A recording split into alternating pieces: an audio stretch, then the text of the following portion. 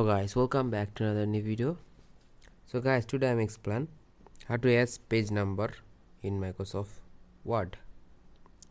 So guys, now we start today's video. So I'm click MS Word.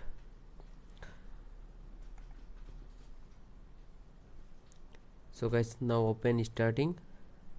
So I'm just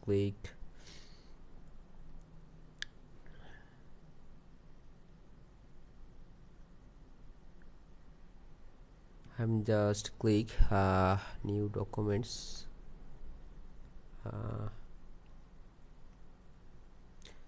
sense and template.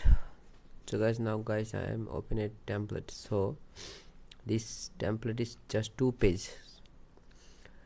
So if you want to delete page number 2, 3, so click insert and click page number, then bottom of page, click. Now select page number, print page folder.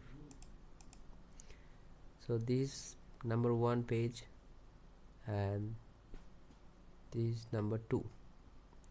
So guys, I hope you enjoyed this video. So please subscribe our channel and like this video. Goodbye.